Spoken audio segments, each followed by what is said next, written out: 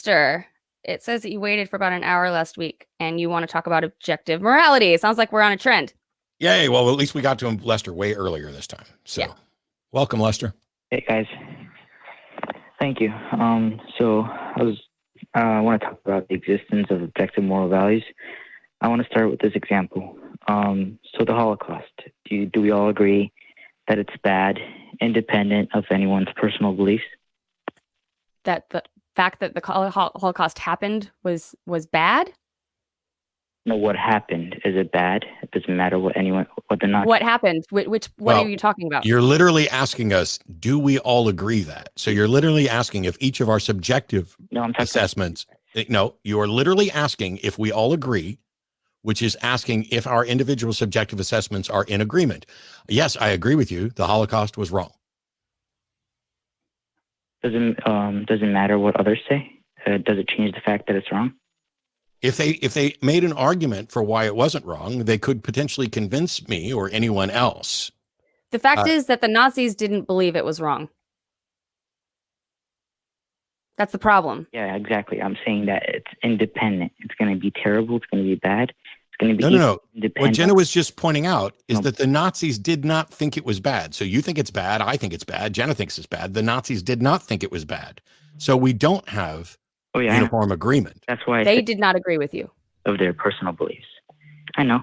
I mentioned that it's independent of their personal beliefs. Okay. So do you agree with that? Do you agree that it's always going to be bad?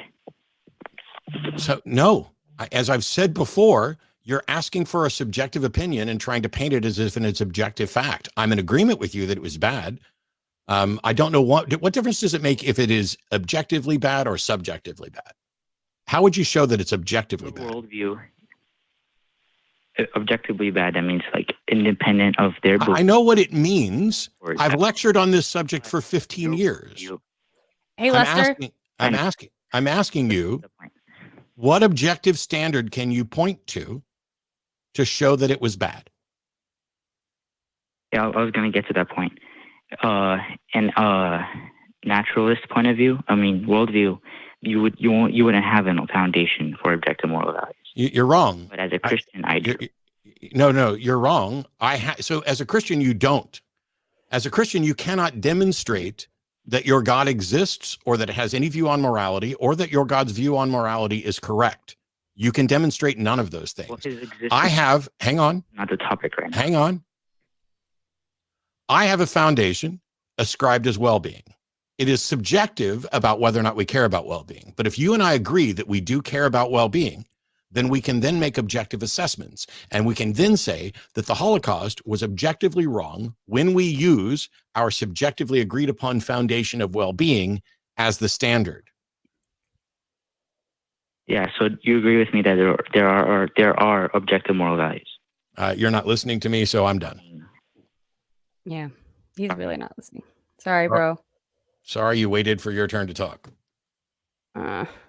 I'm sorry. I mean, I really am sorry. I really hope that you can just do a little more studying and maybe listen to that call over again and try to figure out what went wrong. One of the things that's really simple is he's convinced that there's a God who is a standard, but I'm not convinced that God's a standard. So until you convince me that God's a standard, then we don't share a standard. However, Lester and I would probably agree that the well-being of humans is a good standard to evaluate consequences of actions. And so we can get to agreement on, hey, the Holocaust was wrong because it's in violation of this standard that we agree on.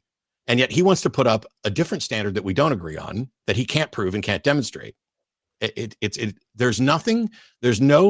important thing. If you haven't dug in too much on moral philosophy and you don't know all the ins and outs, as far as I can tell, in the decade and a half that I've been doing this, there is no objection to secular moral systems that is in any way solved by appealing to a God. It doesn't fix a thing. You can't say that God said it. You can't say that because God said it. Nothing. There's no fix there.